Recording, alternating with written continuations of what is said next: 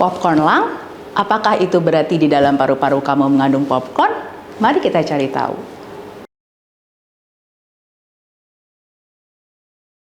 Halo, selamat pagi. Perkenalkan, saya dengan Dr. Nendra Kamaladewi, spesialis paru, yang saat ini berpraktek sebagai dokter spesialis paru di Rumah Sakit Pelni. Sebenarnya popcorn lung itu adalah suatu istilah yang merujuk kepada penyakit paru yang kita namakan secara medis dengan istilah bronkiolitis obliterans, yaitu penyakit paru yang mengalami infeksi pada saluran pernafasan kecil. Istilah popcorn lung ini sendiri kenapa bisa dinamakan popcorn lung?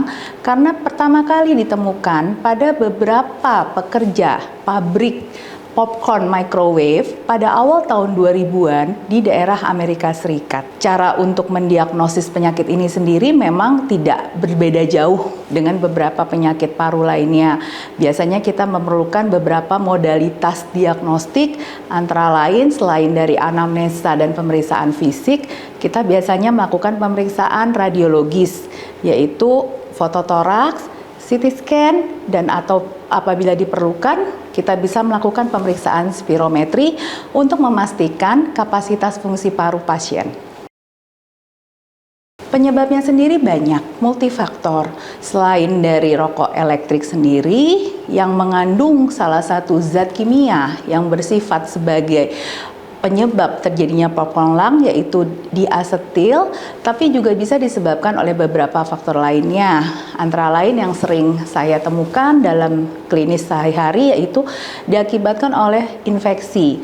Bisa karena infeksi bakteri, virus, jamur yang memberikan gambaran sama seperti gambaran popcorn lung, atau juga pada penyakit-penyakit autoimun yang memberikan gambaran kerusakan di daerah parunya seperti gambaran popcorn lung, ataupun pasca transplantasi organ. Gejala dari penyakit popcorn lung ini sama seperti dengan penyakit paru lainnya. Yang tersering pastinya batuk lama yang tidak hilang-hilang setelah kita obati dengan berbagai macam pengobatan, disertai dengan rasa sesak nafas, nyeri dada, kadang nafas berbunyi, atau bisa timbul demam, ataupun terjadi penurunan nafsu makan. Jadi saya sarankan segera berlakukan pengobatan ke dokter spesialis paru apabila gejala-gejala sudah memberat, sudah terjadi lebih dari waktu 2 minggu yang tidak menyembuh dengan pengobatan biasa. Sampai saat ini belum ada pengobatan yang signifikan yang dapat mengobati secara tuntas popcorn lung, karena kelainan yang diakibatkan oleh penyakit ini bersifat menetap karena sudah terbentuk jaringan parut di bagian parenkim parunya.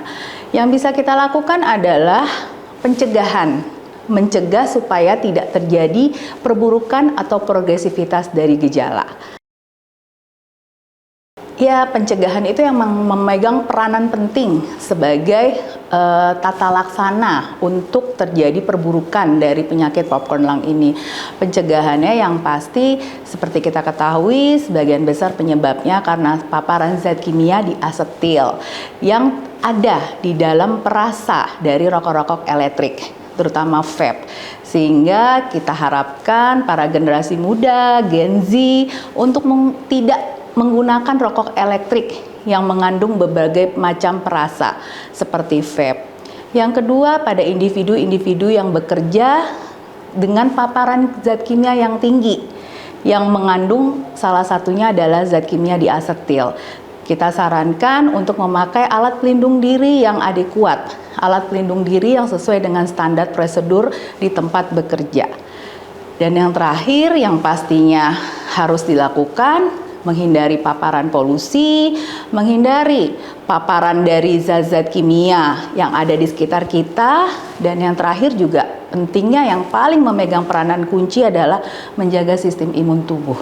Sekian edukasi dari saya, salam sehat.